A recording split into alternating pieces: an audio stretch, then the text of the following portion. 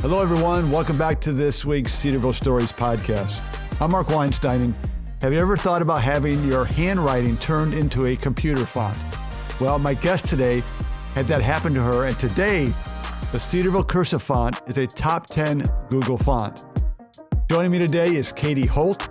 Catie has devoted her life to ministry and education, and today she lives near the quaint beach town of St. Joseph, Michigan. But it's her penmanship that has gained national and international acclaim. Let's go to my conversation with Catie Holt on this week's Cedarville Stories Podcast. Great to have you on the program, Catie. And I have to begin this podcast asking somewhat of a personal question, because I know you live near the beach town of St. Joseph, Michigan, my hometown. So what is it about Southwest Michigan that drew you there, and what do you like to do most in that area of the state? Well, what drew me here was honestly my husband. Oh, okay. He works for Whirlpool. So when we got married, he already lived here. So that means I live here too. Yeah. So it is a beautiful part of the state, though, and I do love living here. It's amazing to think that, I forget that I live just a mile from the lake. You do. Sometimes. Yeah. So, but yeah, we do love going to the beach. We love the restaurants, and there's a lot to do and a lot of interesting things, but it still feels like a small town, which for me is comfortable, having grown up in a small town. Right. So. Yeah. When we come back to St. Joe, which is frequently to visit family, we always go downtown and try to sit on the swings and the bluff overlooks Lake Michigan. Yes. Silver Beach is always a great place. So, it's a wonderful community, about 8,000 residents, very quaint and picturesque, especially in the summertime. Yes. Although you can have some beautiful shots with that snow off Lake Michigan and have some amazing images. Yeah, I was just looking at old pictures on my computer, and we had a huge snow about 11 years ago that was drifts were probably 5 feet high. Yeah. And it was incredible. So when I was preparing for today's program, I wanted to learn more about you. So I see that you graduated from Galesburg Augusta High School, which is in the Kalamazoo area, between Kalamazoo and Battle Creek. Yes. So as a high school student in Southwest Michigan, how did you first learn of Cedarville, and what drew you to Cedarville as a student? So I'm the youngest of four, and all three of my older siblings were students at Cedarville. And so when I got to high school and got to the age where you start thinking about where you're going to go to school, Cedarville was really the only school that I had any familiarity with or had ever visited, because I had gone to Little Sid's Weekend and all of those things. And but I was obstinate and said, I'm not going to Cedarville. I was like, I'm going to forge my own path. But God had different plans. And by the time it came to graduation and time to make your decision, the only school left on my list was Cedarville. So that is where I went. That's how God designed that for me to get there. Yeah. So what was it, even though you didn't want to come here because your siblings came here, what was it that really drew you here? What did you like when you were actually making that decision? Yeah, well, again, it was something I was familiar with, which was good. But I knew I wanted a Christian school. I knew I wanted a school that had a strong priority on missions and living, not a school that claimed to be Christian, but a school that actually taught you how to live a life as a Christian. Yeah. So when you came to Cedarville, you studied early childhood education. Mm-hmm. So obviously you wanted to be a school teacher, but your path went international. How did that whole pathway to being a teacher internationally develop? Yeah.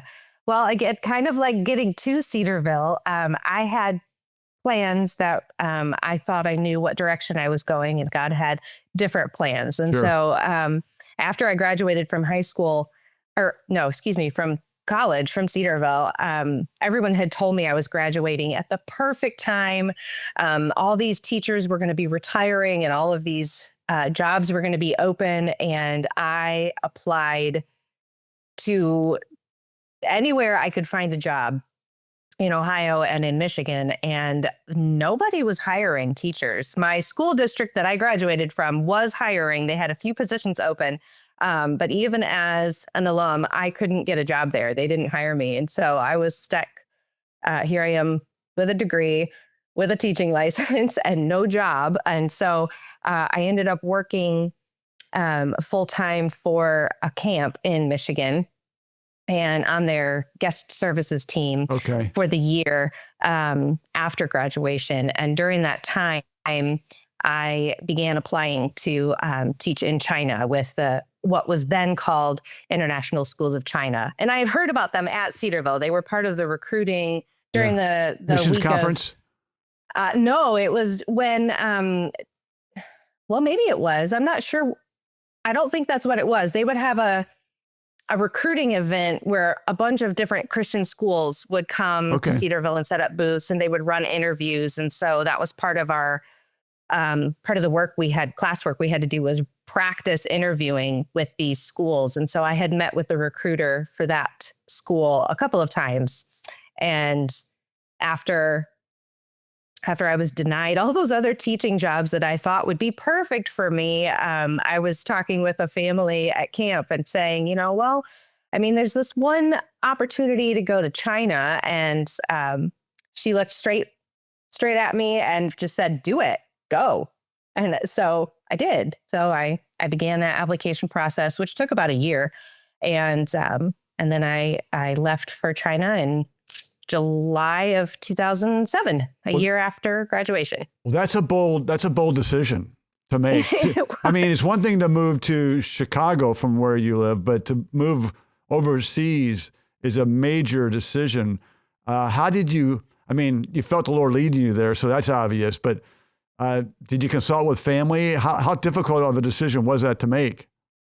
Well, I think it had been one of those things that the Lord had been kind of working on me, because I first met with the recruiter my junior year at Cedarville, and just kind of talked with her, met her. She took my name and my email. And then my senior year, I met with her again and actually did, I wouldn't call it an interview. We really just sat and had coffee and chatted. And so I was really interested, but also really afraid. Sure. That's a huge, like you said, that's a huge leap to Absolutely. make. And so then God just kept shutting those doors and just kept bringing this school in China off, back to the forefront of my mind. And I couldn't stop thinking about it and praying about it. And then that lady at camp was just the one push over the edge I needed to just say, step out in faith, do it. If this is clearly where God's leading you. Yeah. And so I don't recall talking with my parents about it a whole lot. It wasn't a surprise to them, I don't think, but it wasn't a regular point of conversation. As the youngest child, you wanted to chart your own course, and you're going to make your own decisions, right? Yes. So Catie, how long did you live in China?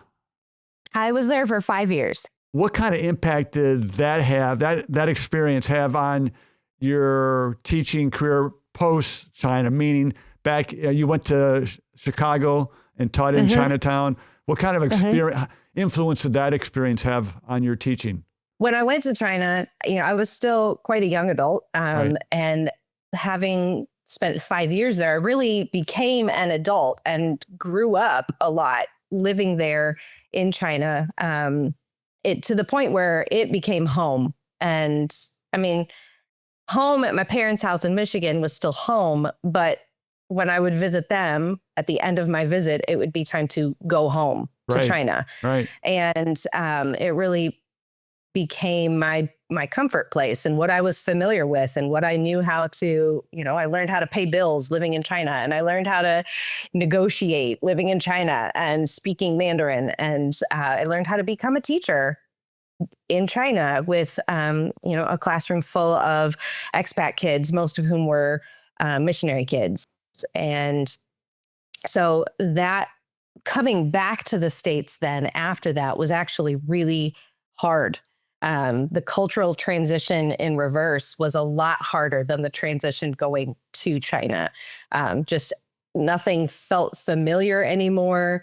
I didn't understand how to live as an American. Things that I would do were weird to people in America, but were totally normal if I lived in China still, things like that. So, I ended up teaching just 1 year after I came back from China. I taught the 1 year in Chinatown, Chicago.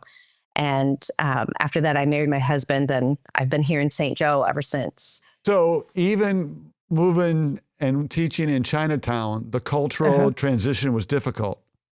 It was. I think it would have been harder had I gone, like, let's say I had moved back home to the Kalamazoo area and gotten a teaching job there. I think it would have been harder because I at least had the culture of Chinatown to kind of cushion my landing, so to speak. It was that was the perfect location, and God knew that I needed that kind of 1 foot in China, 1 foot in America transition year. So that was, I was able to still use some of my Mandarin language in the classroom, and because 99% of my students were Chinese American. Okay. And so some of their parents didn't speak English. So I had to do conferences in Mandarin sometimes. And so that was a good transition. But learning how to interact and find a church and make friends that weren't in the same life stage as me. Because in China, all of the Americans that I knew who were living there were teachers at the same school that I was. And so we were all kind of in the same boat, the same situation. But then moving to Chicago, it was like, oh, these are all professionals. And I felt very unprofessional. Yeah. So while you were living in China, that's when you met Kimberly Guesswine. And she turned your penmanship into what's now a Google font. It's called Cedarville Cursive. How did that whole situation materialize? Yeah, it's kind of funny that it's wild to me that this is all coming back now. But so we went to China together. We were in the same kind of cohort of incoming staff and in 2007. And we were at 2 different schools within the country of China, but we went through training together. And so once a year, all of the schools that were part of this company, I guess you would call it, would get together in Beijing and have an annual conference. And so we would see each other each year there. Okay. And I think it was our second year in China. She just said, hey, I'm making fonts. I can turn your handwriting into a font. Here's a grid. Just write each letter of the alphabet. I can do print or cursive, whatever you want. So I did both.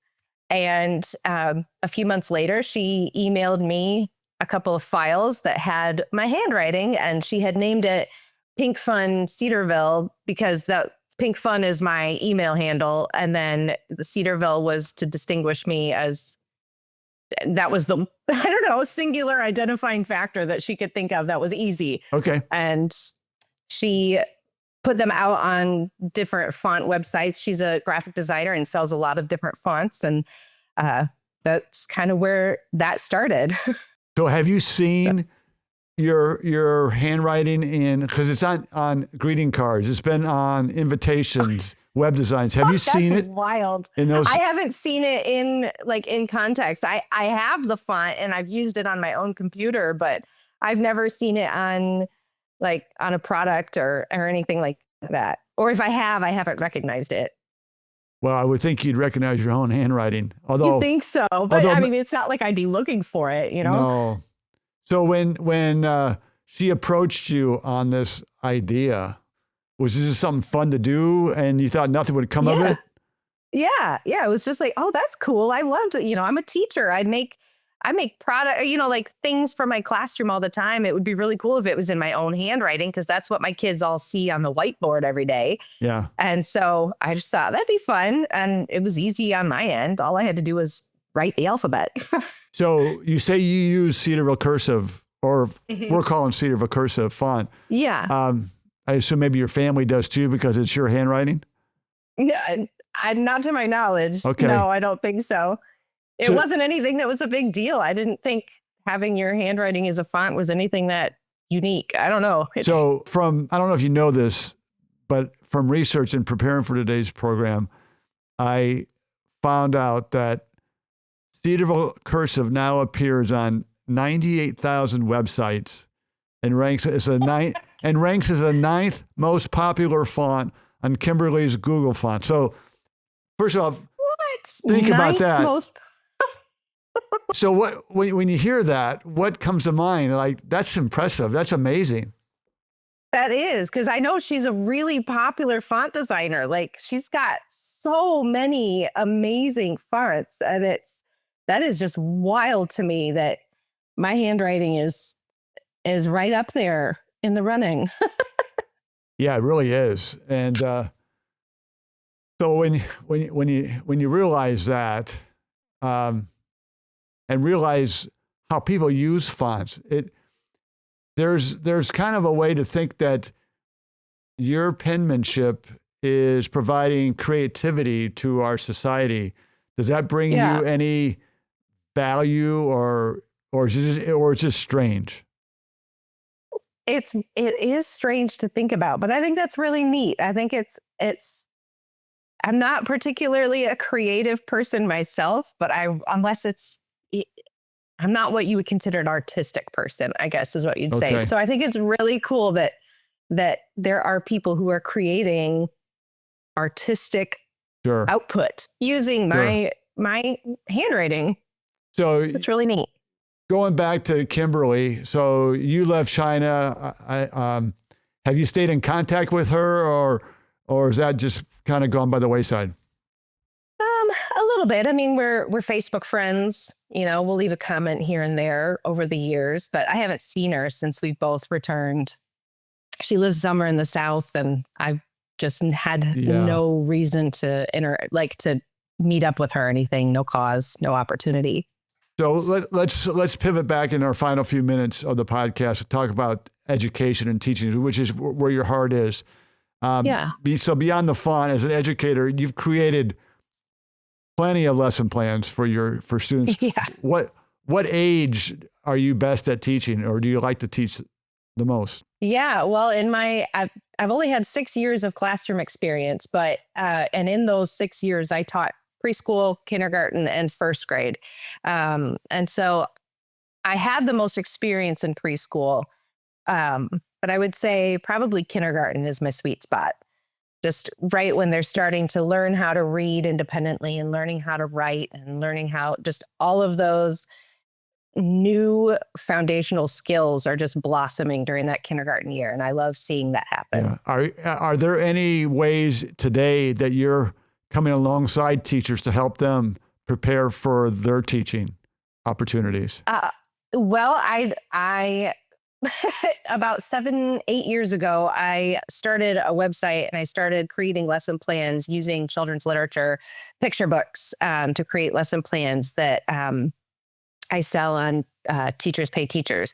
And that was something that I was really passionate about. I still am. I have a graduate certificate in children's literature. Okay. And I love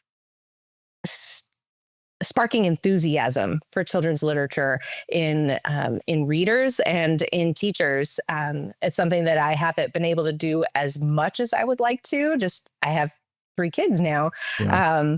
But that is something I have started. Where does that passion come from? I think that's how God made me. He we all have things that we're passionate about, things that we get excited about, and that's mine, is books. So as an educator, as a person who has been used to create a font, do you see, is there a correlation between the creativity of fonts and teaching that especially helps children learn in today's digital learning environment? Is there a correlation there?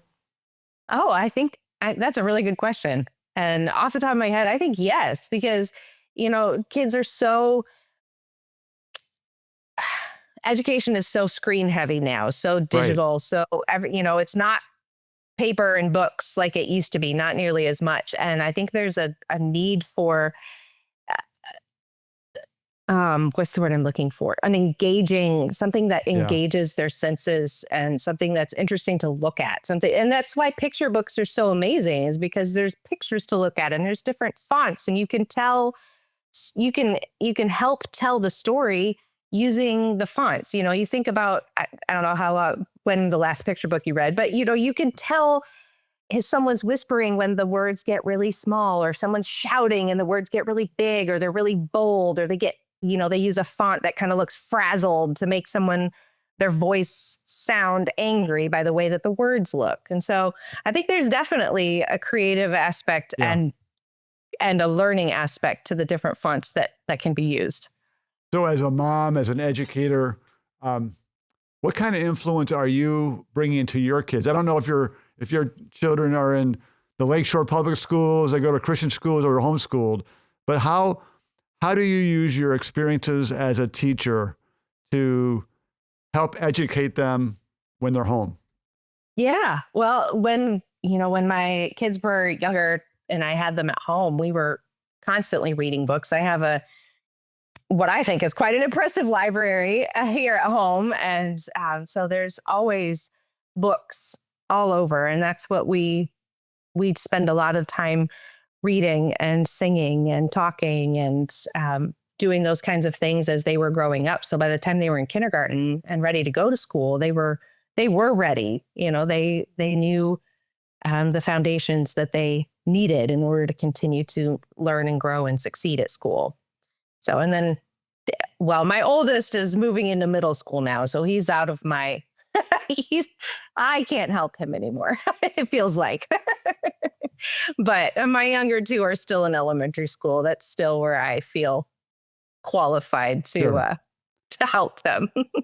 So what's next for Catie Holt? What are you primarily focused on, just being a great wife and mom, or and then maybe sell some of your items online, or what's next for Catie Holt? Yeah, that is a great question. Right now, my focus is on being a wife and mom. I've been blessed to be able to stay home with my kids, but they're all in school now. So, well, not now, it's summer, but come fall, they're all in school. Yeah. So the hope and the plan is to continue to expand on my offering of lesson plans online. Okay. So. And my final question as we prepare to close is, so when you think back to all your experiences, Chinatown, living in the great community that you live in, and obviously coming to Cedarville University, how impactful was your time on campus as a student? Yeah, I think some of the most impactful parts of being at Cedarville were the Bible classes. When I think back, I don't know what the classes are called now, but at the time it was Christian, it was the integration and application classes, the last two in the Bible degree. And I had Dr. Crago, who's I know isn't there anymore, but those classes were so foundational for me, because he really made us take a look at current cultural things and process them through a biblical lens. And that is something that is not easily learned. That's not something that most people, even I grew up in a Christian home, and that's not something that came easily to me. And so having those classes really helped me be able to go into the world outside of Cedarville, outside of the Christian bubble. Yeah. And be able to look at things and say, well, this is where I stand and this is why. And it's not just because that's what my parents said. It's not just because, well, that's what mainstream Christianity says. It's because I know that this is what God's word says. Yeah. And this is how that reflects in society today. I know that's the experience that today's Cedarville students also experience, whether it's with the same professors or different professors. The education, the biblical worldview here at Cedarville is permeates through all of academic classes, whether it's Bible or engineering or you name it. And so it's encouraging to hear someone who is graduated to still feel that way about Cedarville University. And for those watching and listening to today's podcast, I encourage you to visit Cedarville's website to learn more about Cedarville. Whether you want to be an educator like Catie, an engineer, a preacher, a pastor, come visit Cedarville's website, cedarville.edu, and see what you can learn, and come for a visit. We'd love to have you on campus.